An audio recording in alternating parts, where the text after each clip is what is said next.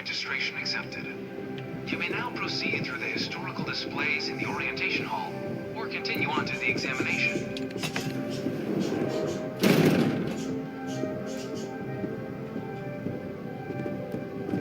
In 2150, humanity learned the Earth's magnetosphere would collapse sometime in the next half-century, eliminating all life on the planet. Decisive action was required, but the secure transport of an entire civilization would demand a new kind of cooperation, a new kind of courage, and a new kind of union. Thus, in 2159, the United Colonies were formed to make that journey possible. Just 1 year later, the Galileo, the first of many colony ships, touched down here on Jemison, beginning a new era of human history, the age of the United Colonies. The effort and planning it must have taken to evacuate literally the entire planet. Can you imagine? The logistics alone must have been mind-boggling.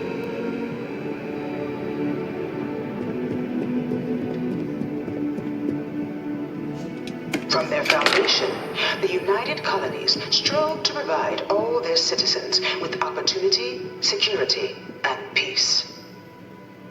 But there were those among the UC that still wanted something more: independence. So in 2161, the UC issued the Centaurus Proclamation, granting UC citizens the right to settle distant worlds and form their own sovereign powers.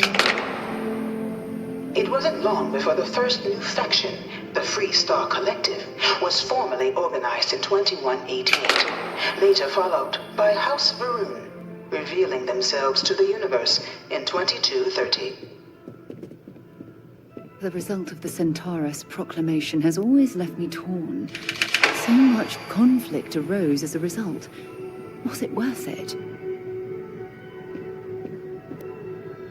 It was only in 2230 that the faction known as House Varun first made contact with the rest of the settled systems. Founded by the passengers of a colony ship that had left New Atlantis and disappeared 4 decades earlier, House Varun was a faction unlike any other. A theocracy dedicated wholly to the beliefs of its isolationist founder, Janan Varun. House Varun initially made overtures of peace towards the rest of the settled systems. They claimed their only intention was to spread the word of their god, the Great Serpent. But none could have guessed that this worship might take the form of a bloody war, the Serpent's Crusade.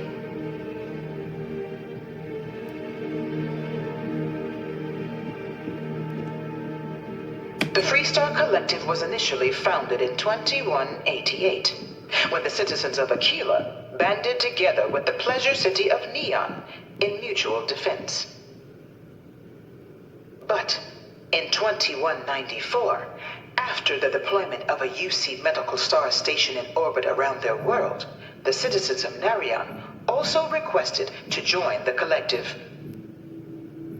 The resulting rise in tensions between the Free Star Collective and UC culminated in the settled system's first intergalactic conflict, the Narion War. Despite a decisive victory by the UC, the colonies permitted the citizens of Narion to join the collective, forming the basis for the fiercely independent union that persists to this day.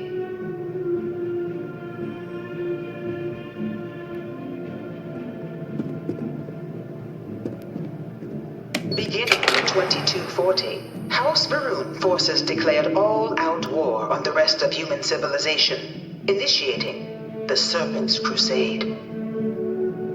Over the next 23 years, thousands of Free Star, UC, and independent souls were killed by agents of House Varun in the name of their serpent god. It was only with the death of their founder in 2263 and the succession of his heir, Jarek, that House Varun finally sued for peace.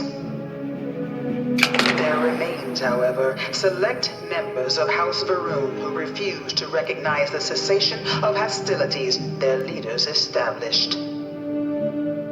Even after House Varun's mysterious disappearance, these zealots remain a threat to all who encounter them. Their pacification, a goal of all space.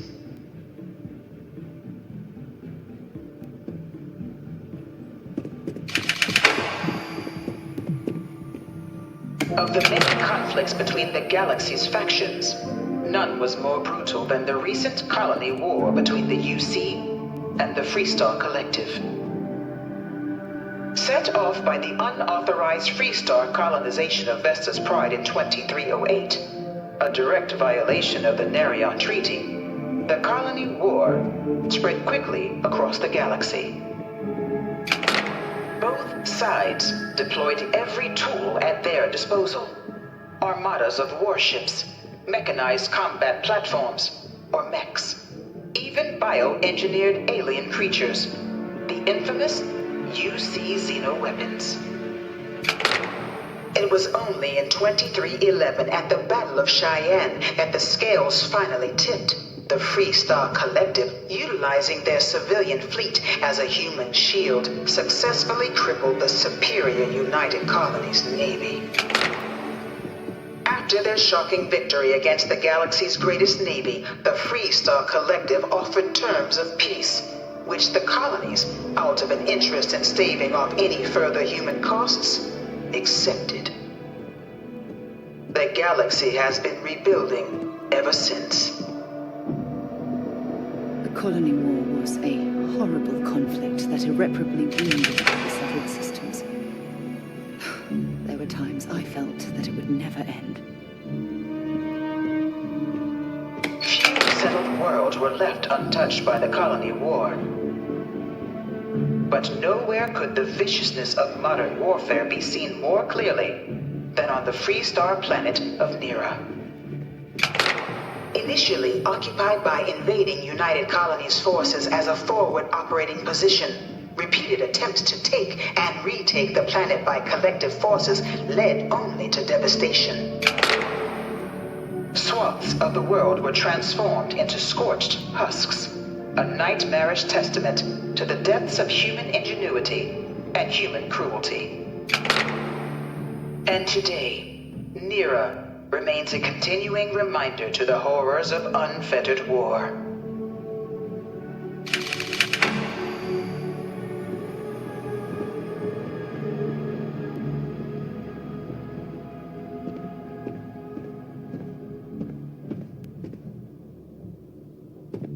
In the midst of the Colony War, a different kind of tragedy struck the UC city of Londinian. One of these murals said he was Newly executed constructed but after the critical war. supply center for the United Colonies war effort, Londinian found itself overrun by one of the galaxy's most mysterious predators, the Terramorph. A rare but pervasive threat to all human-settled worlds, Terramorphs swept over the city, seemingly out of nowhere, on a scale never before seen in recorded history. Valiant efforts by the UC military slowed the onslaught, but the creatures proved unstoppable. Ultimately, the decision was made to destroy the Londinian spaceport, sealing off the city, the outbreak, and its citizenry from the galaxy at large. The tragedy of Londinian is mourned by the UC to this day.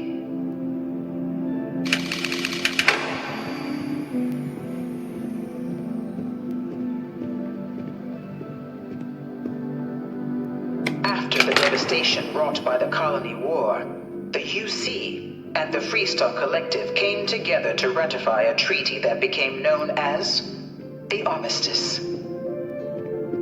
Both sides agreed to a vast reduction in standing forces, and that xeno-weapons and mech warfare would be outlawed. All related research was sealed away, accessible only in cases of dire emergency. But the Collective had another demand, that the active commanders of the UC military stand trial for their actions. The United Colonies, in the interest of peace and galactic security, agreed. In 2311, 3 United Colonies senior officers were found guilty. Commander Henry Durant, General Indira Rastogi, and Fleet Admiral Francois Sanon, known better as Ve Victus. All were sentenced to death for their actions, bringing the colony war to a close and returning peace to the galaxy at long last. I was a strong supporter of the armistice. All of the terrible weapons that both sides used against one another. It had to end.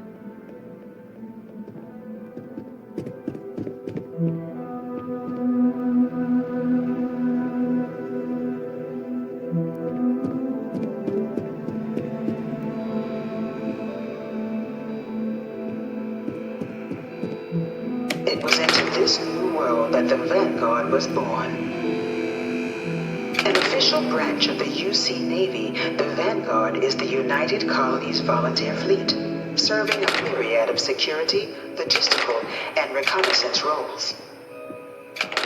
And after a sufficient length of service, UC citizenship is guaranteed to every Vanguard member.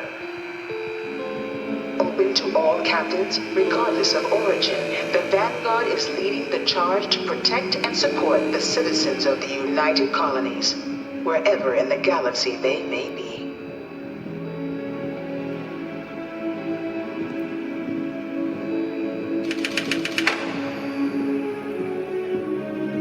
No one is born a United Colony citizen. Only through service to the UC can one hope to earn one's citizenship. But the UC prides itself on taking care of its people. Cost of living controls mean citizens pay less than their foreign counterparts for needs big and small. All citizens are issued a grant upon joining to get themselves on their feet. And only UC citizens have the opportunity to purchase property, getting the chance to live in one of the most beautiful cities in the settled systems.